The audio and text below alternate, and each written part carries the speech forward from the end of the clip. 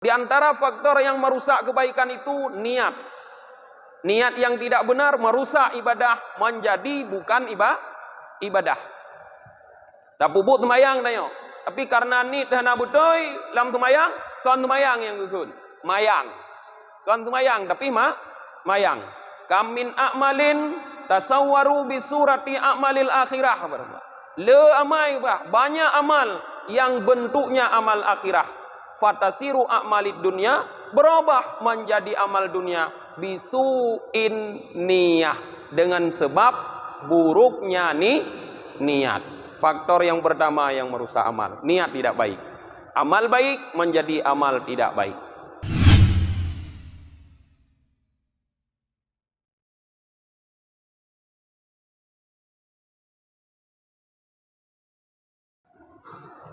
Assalamualaikum warahmatullahi wabarakatuh. Alhamdulillahi rabbil alamin. Wa bihi nasta'inu ala umurid dunya waddin. Asyhadu an la ilaha illallah wahdahu la syarika lah. Wa asyhadu anna Muhammadan abduhu wa rasuluhu la nabiyya ba'dah. Allahumma salli wa sallim wa barik ala Muhammad wa ala alihi wa sahbihi ajma'in, amma ba'd. Allahumma 'allimna ma jahilna wa dhakkirna ma nasina wa fahimna ma lam nafham. Subhanaka la ilma lana illa ma 'allamtana innaka antal alimul hakim. Rabbi shrah li sadri wa yassir li amri wahlul 'uqdatam min lisani yafqahu qawli. Al-babu tasi'u wa salasuna fil a'mali wal mizan wa adzabin nar.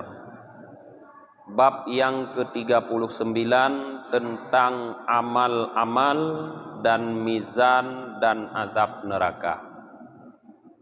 Jadi para jamaah, kajian kita malam ini adalah tentang amal, mizan dan azab api neraka.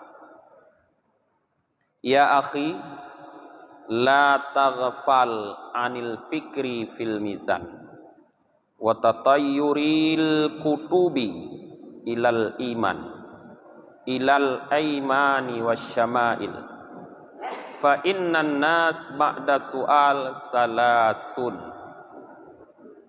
Hai saudaraku, jangan kamu lupa, jangan kamu lalai daripada berpikir tentang mizan dan tentang beterbangan kitab-kitab ke arah kanan dan ke arah kiri. Nah, jadi para jamaah, Imam Al-Ghazali di dalam bab ini mengajak kita untuk kembali berpikir tentang suatu saat di mana pada saat itu setiap amal yang kita lakukan di dunia akan ditimbang oleh Allah dengan timbangan keadilan Allah. Dalam kehidupan kita tidak boleh lalai, tidak boleh lupa daripada timbangan Allah itu. Karena timbangan Allah nanti di akhirat adalah sesuatu yang sangat menentukan bagaimana nasib kita. Apakah yang berat kebaikan atau kejahatan? Disitulah tertentu nasib kita. Pada akhirnya, apakah kita sa'adah atau syakawah? Apakah kita menjadi orang-orang yang berbahagia, yang akan menjadi penduduk surga, atau celaka yang akan menjadi penduduk neraka? Para jemaah, maka berpikirlah tentang timbangan Allah tersebut. Alangkah lebih baiknya sebelum Allah menimbang amal kita semua para jemaah, terlebih dahulu kita berusaha menimbang-nimbang sendiri amal yang telah kita lakukan. Kemungkinan besar kita menyadari dan mengetahui selama perjalanan hidup, semenjak kita mukallaf, apa yang telah kita lakukan. Bercampur di situ ada kebaikan dan juga ada kejahatan. Coba kita sekali-sekali merenungi, berpikir seandainya hari ini timbangan Allah itu ditegakkan, apa yang lebih berat dari kebaikan dan kejahatan kita? Kalau yang lebih berat adalah kebaikan, alhamdulillah kita akan mendapatkan saadah, kebahagiaan yang berakhir di dalam surga. Tapi kalau yang lebih berat ternyata para jamaah adalah kejahatan, na'udzubillah, kita akan menjadi orang yang syakawah, celaka yang berakhir dalam neraka. Maka kalau seandainya sekarang kita mau menimbang-nimbang, ada kesempatan untuk memperbaiki kalau masih terdapat kekurangan. Tapi kalau seandainya sekarang kita tidak mau menimbang, kita menunggu Allah yang menimbang nanti di akhirat, maka tidak ada lagi kesempatan untuk memperbaiki. Yang ada di sana hanya penyesalan tanpa mempunyai makna. Inilah mungkin juga bahagian dari apa yang disampaikan oleh Rasulullah, hasibu anfusakum qabla an tuhasabu.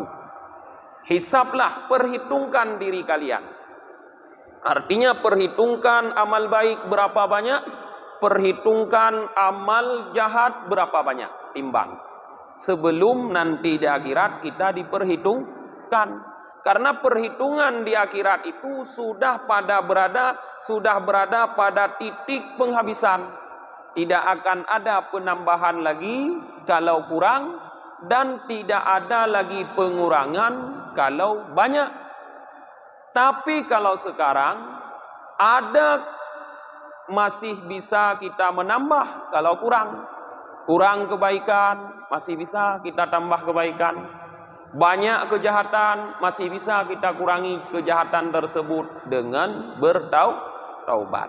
Maka para ulama mengatakan, man lam yuhasib nafsahu fid dunya tala hisabuhu fil akhirah. Siapa yang tidak mau menghitung-hitung dirinya di dunia, maka akan sangat panjang, akan sangat lama nanti perhitungannya di akhirat. Ya hantim-tim bilu beo, hantim tingat padit bohna sembahyang yang kata kubahan ada pubu. Tidak mau mengingat berapa tahun sudah kita tidak pernah membayar zakat. Yang tidak mau mengingat berapa banyak mungkin orang-orang yang kita pekerjakan yang sampai hari ini gajinya belum kita bayar. Yang tidak mau mengingat mungkin berapa banyak orang-orang yang telah kita gunjing, berapa banyak orang-orang yang telah kita fitnah. Karena ketidakmauan kita mengingat, maka terhambatlah untuk bertaubat. Karena tidak mungkin seseorang bertaubat daripada kesalahan kalau dia tidak tahu apa kesalahan yang dia lakukan. Karena setiap kesalahan itu punya ketentuan masing-masing di dalam memperbaikinya atau dalam bertaubat.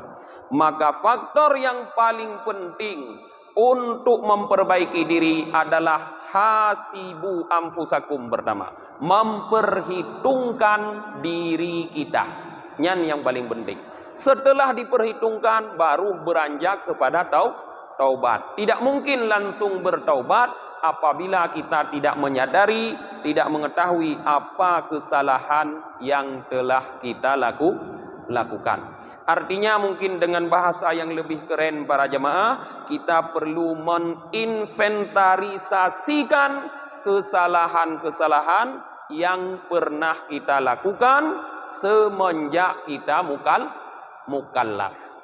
Setelah semua kesalahan itu terinventarisasi, baru satu demi satu kita bersihkan, kita perbaiki dengan taubat dari masing-masing kesalahan.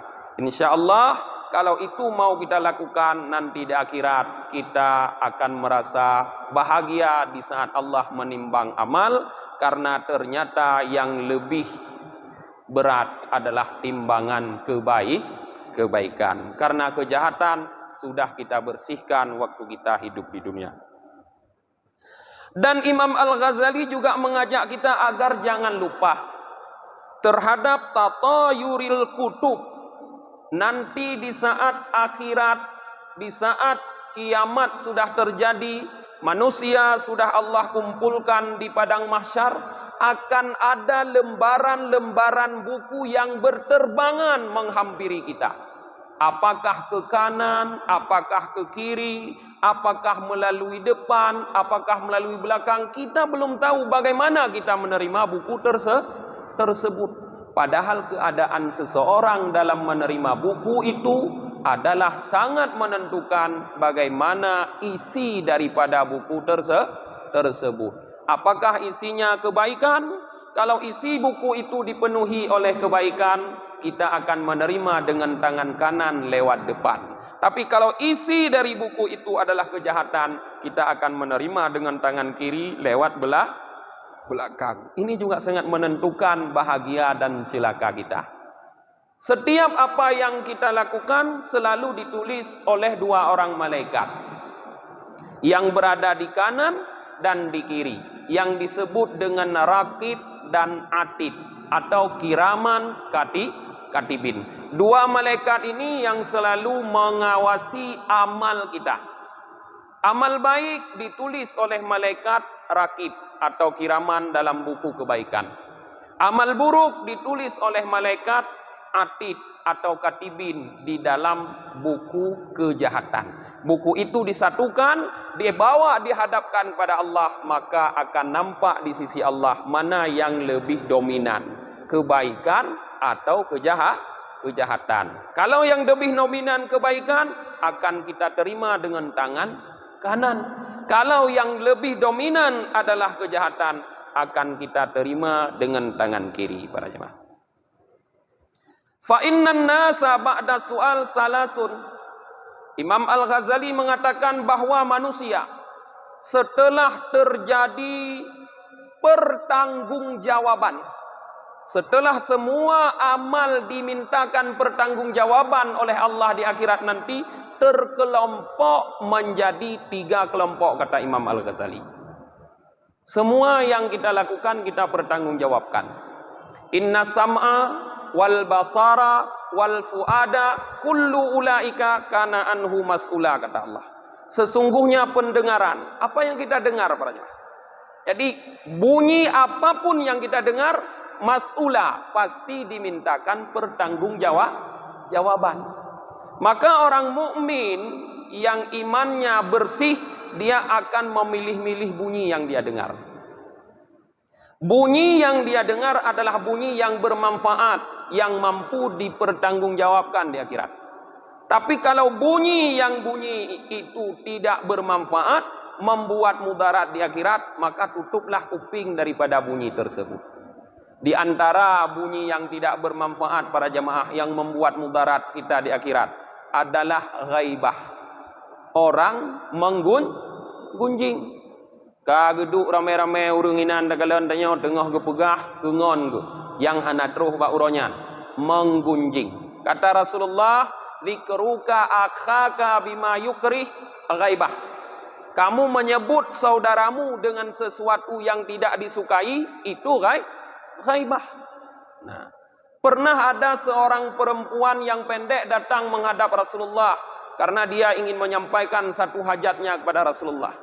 Di saat perempuan itu keluar dari rumah Rasulullah, Aisyah berkata, "Mal qasiratu, alangkah pendek perempuan ini," kata Rasulullah.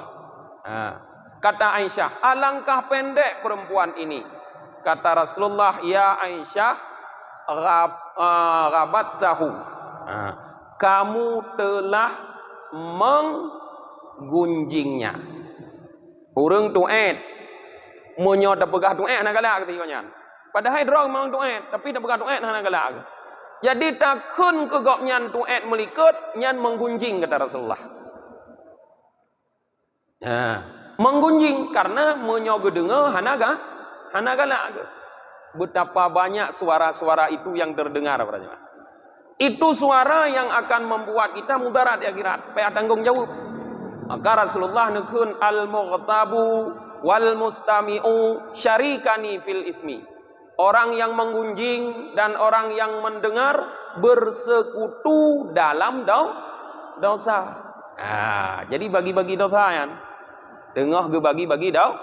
Munyo nada dengar urang dengar pegah habak ke gop, nyan tengah ke bagi-bagi dosa, ana payah dia puruh ro dina. Kon bagi BLT. Nyo bagi BLT, bagi PKH jiut buruh dah nyo bagi dosa puput degenan. Hati-hati. Jangan dengar suara-suara yang tidak bermanfaat. Jadi kata Imam Al-Ghazali, setelah dimintakan pertanggungjawaban seperti contoh yang kita contohkan tadi, kemudian manusia dibagi oleh Allah, dikelompokkan dalam 3 kelompok. Firqatun laisa lahum hasanatun fayakhruju minan nar unuqun aswadun fayaltaqituhum laqtatairit habbah.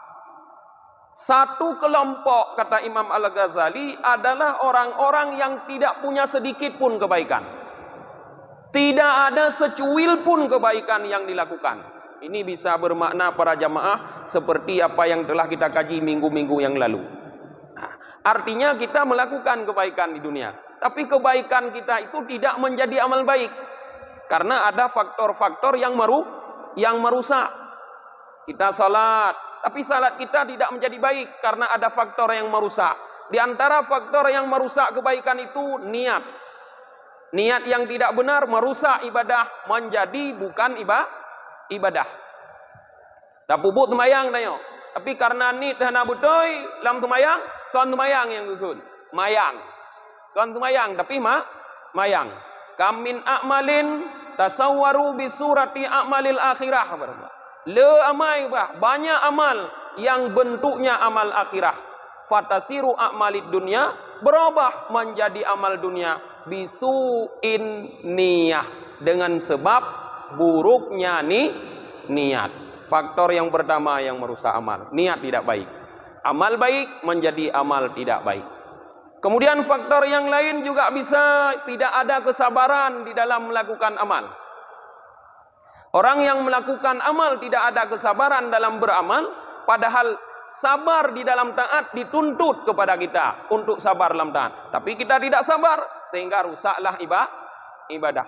Kita salat, dalam salat kita tidak sabar sehingga kita salat tergesa-gesa. Rasulullah mengatakan dalam hadisnya bahwa orang yang salat tergesa-gesa adalah pencuri salat. Pencuri sembahyang. Igop hilap ijo mucu jam saja. Ditanya sembahyang dia cu. Pakon karena salatnya tergesa-gesa. Kalau ingin kita kaji lebih lanjut para jemaah tentang salat, ingatlah para jemaah bahwa ada 2 ayat yang sangat menakutkan tentang salat. Ayat yang pertama tentang orang yang tidak salat. Allah mengatakan dalam Al-Quran tentang orang-orang yang tidak salat. Di saat ditanyakan kepada mereka, masalakakum fis sakar, kenapa kalian masuk neraka sakar? Mereka menjawab, lam naku minal musallin, kami dulu tidak melakukan salat. Orang tidak salat masuk neraka sakar. Ayat yang lain yang satu lagi, wailul lil musallin, kata Allah, orang yang salat masuk neraka yang di dalamnya ada jurang namanya wailun. Rasulullah mengatakan wailun itu ditakuti oleh jahanam. Neraka jahanam berlindung kepada Allah dari wailun. Panasnya wailun ditakuti oleh neraka jahanam. Tapi orang salat masuk ke dalam wailun, kata Allah. Wailun lil musallin. Kenapa? Siapa mereka? Alladzina hum an salatihim sahun. Orang-orang yang terhadap salatnya mereka lalai. Termasuk bentuk kelalaian para ulama mengatakan adalah melakukan salat dengan cara tergesa-gesa, bukan bil ijtihad, bukan dengan bersungguh-sungguh, berkeyakinan yang bagus, tapi dengan tergesa-gesa. Masuk neraka. Mamnya semayang tanya olehnya ibadah bukan? Bukan. Mana mungkin ibadah memasukkan orang ke dalam neraka? Bukan ibadah karena tidak sabar. Bisa juga ibadah seseorang menjadi bukan ibadah karena tidak ikhlas. Dia beribadah, bagus ibadahnya. Niatnya pertama memang iya, niat ibadah, bagus niat ibadah. Dia sabar dalam melakukan, tapi setelah beribadah dia menampakkan kepada orang lain. Dia bercerita kepada orang lain. Dia ria, dia sum'ah, dia ujub, dia takabur. Akhirnya rusak ibadahnya. Tidak bernilai ibadah. Ini bisa bermakna orang yang nampak beribadah, dia nanti dikelompokkan oleh Allah. Laisa lahum hasanah. Tidak punya kebaikan. Kita sudah kaji malam yang lalu bahwa ibadah yang kita terima pun belum tentu Allah terima. Ibadah yang kita lakukan pun belum tentu Allah terima. Apakah kita berpikir bahwa kita sudah melakukan ibadah? Belum tentu diterima, berarti tidak ada. Ini satu kelompok kata Imam Al-Ghazali. Fayakhruju minan nar, maka untuk kelompok ini keluarlah dari api neraka kata Imam Al-Ghazali, unukun aswad, seekor ular yang berwarna hitam.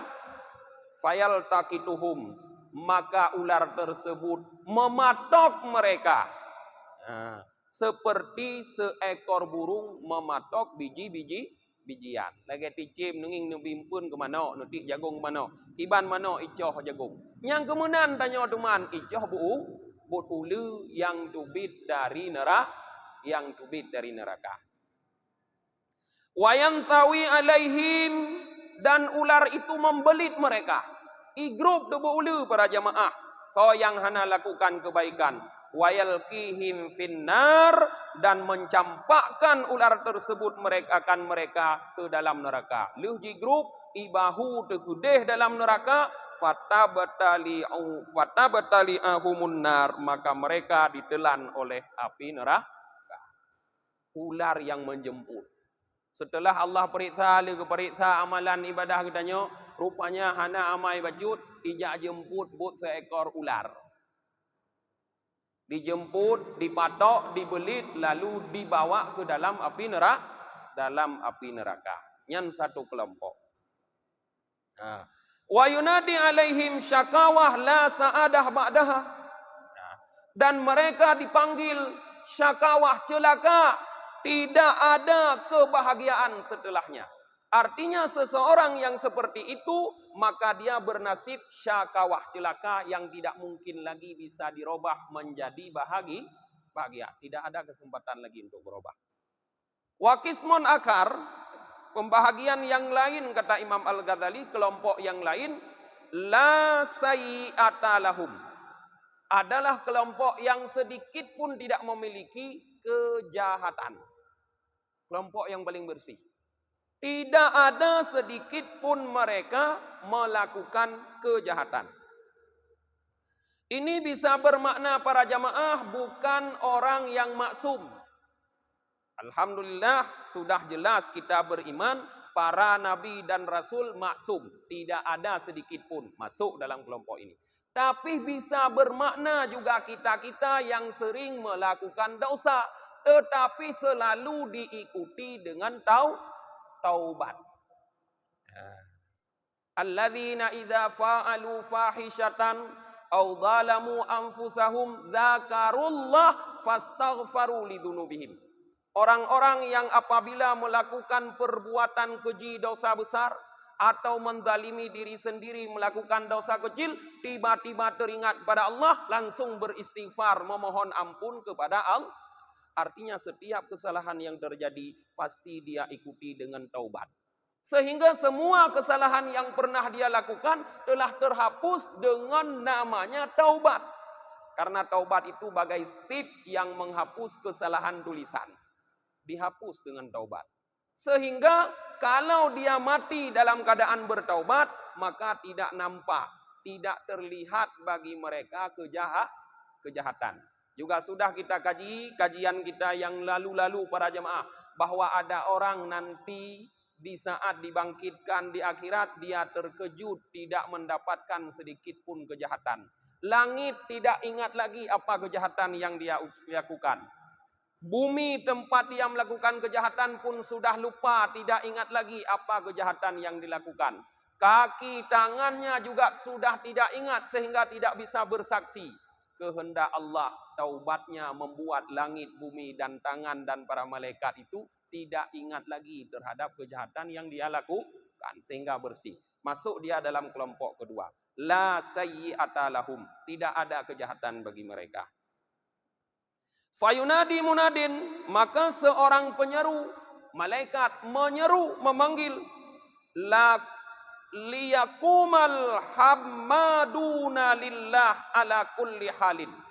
Hendaklah orang-orang yang selalu, yang banyak memuji Allah bangun. Jadi diperintahkan orang-orang yang melakukan ibadah memuji Allah dalam setiap waktu ala kulli halin untuk bangun. Fayakumu, maka mereka bangun. Wa yasrihuna ilal jannah, bangun mereka berangkat menuju ke dalam surga.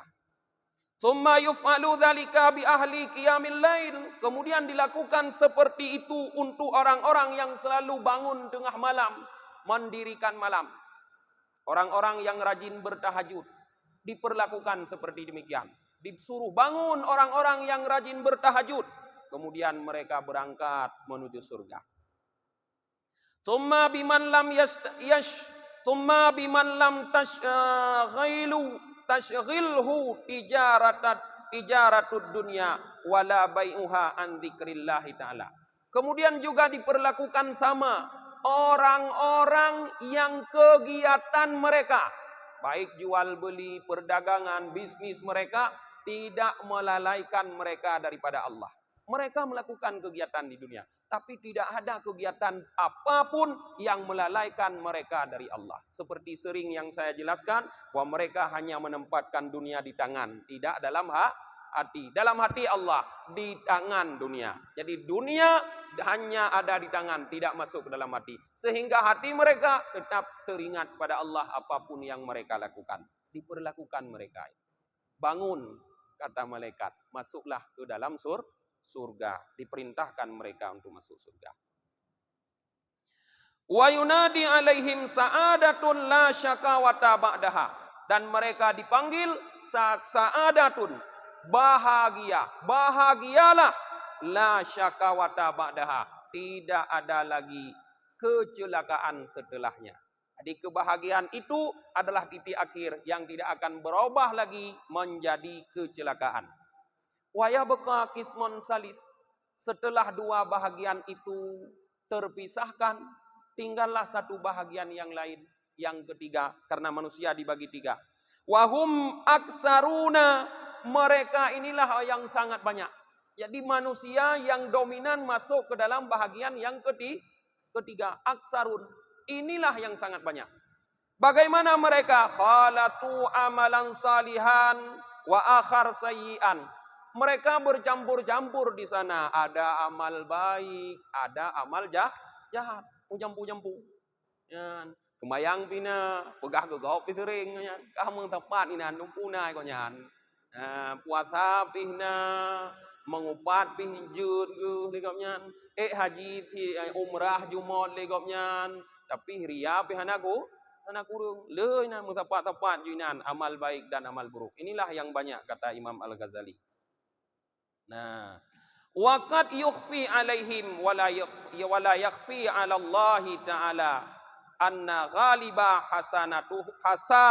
hasanatuhum aw sayiatuhum. Nah, mereka tidak sadar, tidak mengetahui mana yang banyak. Di antara baik dan buruk yang mereka lakukan, mereka tidak tahu mana yang lebih dominan. Karena seperti tadi mereka tidak pernah memperhitungkan. Anak pernah ke kira-kira Thala but bro, thala but juhud, thala but gak. Anak kira-kira kan. Maka anak kata, oh le. Oji semayang na, keng gegok bina, sola semayang keng gegok, mana mendit. Nah, tidak pernah, tapi wala yakhfi 'ala Allah. Allah tidak tersembunyi terhadap Allah bahwa mana yang lebih dominan, kebaikan atau kejahatan. Allah tahu mana yang lebih banyak, kebaikan atau kejahatan. Walakin ya'ballah illa ayya'rifahum dzalik. Tetapi Allah tidak mau hanya beliau sendiri yang tahu. Allah ingin mereka pun mengetahui. Hanta tem depu ina idonya, hanta tem periksa, tuman gepedepu oleh Allah. Maka gepegah oleh Allah, "Faman ya'mal misqala dzarratin khairan yarah." Siapa yang melakukan amal kebaikan semiskal darah, yarah, pasti diperlihatkan. Tidak Allah sembunyi-sembunyi. "Wa may ya'mal misqala dzarratin syarran yarah." Siapa yang melakukan amal kejahatan semiskal darah, yarah, pasti melihat. Tidak akan disembunyikan oleh Allah. Padahal Allah sudah tahu siapa yang banyak amal baik, siapa yang banyak amal jahat. Tapi Allah nampakkan. Sehingga ada persidangan. Gesidang, getanyang, getimang. Kenapa itu semua dilakukan oleh Allah? Liyubayyina fadlahu indal afwi. Untuk memperjelas karunia-Nya Allah ketika Allah memaafkan seseorang. Di saat mungkin Allah maafkan dia, nampaklah di situ bahwa itu karena karunia Allah, bukan karena amalnya. Kon karena amai. Urojih diriwayatkan diceritakan oleh Jibril kepada Nabi Muhammad, ada seseorang yang setiap saat Jibril naik turun membawa wahyu, beliau selalu lewat seorang ahli ibadah di sebuah gunung yang ada di tengah lautan yang beribadah 500 tahun. Di saat disidang nampak dalam ilmu, kata Jibril, di saat disidang dia ditanya oleh Allah Ta'ala, masuklah kamu ke dalam surga bifadli, dengan karuniaku. Dia menjawab, la bal bi amali, bukan dengan karuniamu Allah, tapi dengan amalku. Lalu Allah perjelas pada dia, wahai malaikat, coba hitung 500 tahun dia beribadah, coba hitung dengan nikmat yang aku berikan kepadanya. Ternyata setelah diperhitungkan oleh malaikat, 500 tahun ibadah itu hanya mampu menyamai nikmat mata. Nikmat lain belum terbayar. Kata Allah, masukkan dia ke dalam neraka. Jadi ini supaya tumbuh kesadaran kita bahwa kita mendapat ampunan dari Allah bukan karena amal, tapi karena karunia Allah. Maka Allah perjelas. Ya. Wa adlahu indal ikab, dan jikalaupun kita tidak diampuni oleh Allah, disiksa, kita tidak menyalahkan Allah, nampak keadilan Allah. Misal yang lebih dominan adalah kejahatan, lalu Allah siksa kita, kita tidak menyalahkan Allah, kita nampak bahwa itu adalah keadilan Allah. Wajar kita disiksa oleh Allah karena banyak melakukan kejahatan. Nah, inilah kenapa Allah menampakkan kebaikan dan kejahatan nanti di akhirat. Ya. Fatata yurusuhuf wal kutub mantuyah ala hasanati wasayiat. Di saat itu berterbanganlah kitab, lembaran-lembaran kitab-kitab yang dipenuhi dengan kebaikan-kebaikan dan kejahatan. Wayun sabul mizan, dan ditegakkanlah mizan timbangan. Watasyuh khasu absaru ilal kutub, maka semua mata di saat itu tertuju kepada lembaran-lembaran kitab yang sudah dinampakkan oleh Allah. Ataka'u fil yamin au fishimal. Orang semua melihat lembaran-lembaran kitab yang sedang berterbangan. Kemana jatuh? Ke kanan atau ke kiri? Harhut, wirhut, punun. Ke kanan mendum matenyan. Summa ila lisanil mizan. Kemudian mereka memperhatikan kepada lisanil mizan. Artinya lisanil mizan bahasanya onceng. Udah kun ngomong Indonesia. Kaku onceng, ana depukeun. Ayamilu ila janibis sayiat au ila janibil hasanat. Apakah lembaran timbangan itu lebih berat, ya, lebih condong, lebih berat ke arah kejahatan atau lebih berat ke arah kebaikan. Semua orang melihat. Oh beratnya. Uwi punun. Berat ke bro, berat ke God. Karena disitulah ketentuan nasib. Wahadihil halah. Ini adalah keadaan, kata Imam Al-Ghazali. Hailatun tamishu fihal uqulil khalaik. Adalah satu keadaan yang sangat menakutkan, yang akal manusia tidak sanggup berpikir tentang itu. Itulah keadaan yang paling menakutkan para jamaah. Sehingga para jamaah diriwayatkan oleh Al-Hasan anna Rasulullah sallallahu alaihi wasallam kana ra'suhu fi hujrati Aisyah radhiyallahu anhuma. Suatu saat Rasulullah tidur di pangkuan Aisyah. Artinya kepala Rasulullah ada di pangkuan Aisyah. Fanaisa, maka Rasulullah mengantuk. Nah, fadzakaratil akhirah, sedangkan Aisyah di saat itu sedang teringat kepada akhirat. Rasulullah dengar lalu mung, Aisyah dengar ingat ke akhirat. Fabakat, maka menangislah Aisyah karena terbayang kepada akhirat. Hatta sala dam'uha fanaqata ala khaddi Rasulillah sallallahu alaihi wasallam fantabaha. Sehingga karena Aisyah menangis, air matanya mengalir, jatuhlah air mata Aisyah ke pipi Rasulullah yang menyebabkan Rasulullah terbangun. Faqal, Rasulullah bersabda, "Ma yabkiki ya Aisyah?" Hai Aisyah, apa yang membuat kamu menangis? Qalat, Aisyah berkata, "Dzakartul akhirah." Aku ya Rasulullah mengingat akhirat. Hal tadkuruna ahlikum yaumal qiyamah? Apakah kalian orang laki-laki ingat kepada keluarga kalian nanti hari kiamat? Kata Aisyah. Katanya kiamat kan sesuatu yang sangat menakutkan, hari akhirat. Di saat kejadian menakutkan itu, apakah kita masih ingat kepada keluarga kita? Itu pertanyaan Aisyah.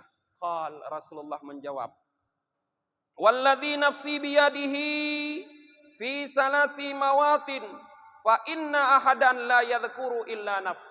Hai Aisyah, demi Allah yang jiwaku berada dalam kekuasaannya, pada 3 tempat tidak ada seseorang pun yang ingat kecuali hanya untuk dirinya sendiri. Bak leboh tempat teman jamaah, hana ingat kita tahu tanya, yang na tapi ke udra tu. Hana ingat ke perumah, hana ingat ke kanu, hana ingat bak leboh tempatnya kepada Rasulullah. Nyoba lain mungkin teringat. Tapi di 3 tempat itu yang menunjukkan disitulah pertaruhan nasib seseorang, maka orang tidak akan mengingat orang lain. Yang dia ingat dirinya. Termasuk istri tidak diingat, termasuk anak-anak tidak diingat. Apa tempat tersebut? Idza wudi'atil mawazin wa wuzinatil a'mal hatta yanduru bena Adam ayakhifu mizanuhu am yasqal. Yang pertama yaitu apabila timbangan sudah Allah dirikan, sudah Allah tegakkan, dan amal-amal sudah Allah timbang, sehingga seorang anak Adam melihat apakah yang ringan, apakah ringan timbangannya atau berat. Jadi sebelum manusia mengetahui timbangannya bagaimana, dia tidak akan ingat apa-apa. Yang dia ingat hanya dirinya sendiri. Wa inda suhuf, dan ketika suhuf, ketika berterbangannya suhuf, buku-buku catatan, hatta yang duru abiyaminihi yakhud kitabahu au bishimalihi. Ketika buku amalan berterbangan, seseorang tidak akan ingat orang lain, kata Rasulullah, sehingga dia sudah tahu apakah dia mengambil dengan tangan kanan atau dengan tangan kiri. Yang ketiga, wa indas sirat, dan di sirat, yaitu di sebuah jembatan yang dilukiskan oleh Rasulullah dengan sirrun mamdudun ala matni jahannam, sebuah jembatan yang sangat panjang yang berada di atas mata api neraka jahannam, di atas jilatan mata api neraka jahannam. Di saat orang berjalan di atas itu, tidak ada yang dia ingat kecuali dirinya sendiri para jemaah. Nah, terus Insya. Gimana? 5 menit tu. 5 menit tu dan nak sambung hanya dah sambung lagi. Nyo tabah hadis tu dah kun 30 menit tu paling kurang. Menyona mun tanya mun tabah kadang je. Good, good.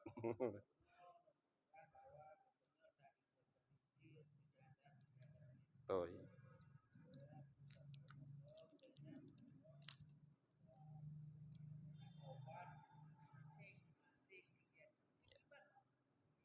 Menurut salah, karena dosa kan banyak jenisnya. Ada dosa dengan Allah, ada dosa dengan manusia. Tentu dosa dengan Allah dan manusia beda cara taubat. Dosa dengan manusia pun banyak. Nah, dosa adanya taubat urang. Nah, dosa adanya tapoh urang. Masa sama dosa tumupoh dengan dosa mupat? Dosa tumupoh hanya sama dengan dosa mupat. Lain-lain cara taubat. Oi ronuh nepoh urang. Kaku taubat ji payah cara ya juk dro bak keluarga urang pohnya untuk dikisas dosa tamu upat ya lah kemu muah yang secara global lumpah hana derinci beda yang kenyang yang dimaksud beda cara taubat anak sama nah, mungkin tutup laju dah baca doa akhir majlis subhanakallahumma wa bihamdika wa nashhadu an la ilaha illa anta wa nastaghfiruka wa natubu ilai subhana rabbika rabbil izzati amma yasifun wassalamun alal mursalin walhamdulillahi rabbil alamin sallallahu ala muhammad sallallahu alaihi wasallam sallallahu ala muhammad sallallahu alaihi wasallam sallallahu ala muhammad ya rabbi salli alaihi wasallim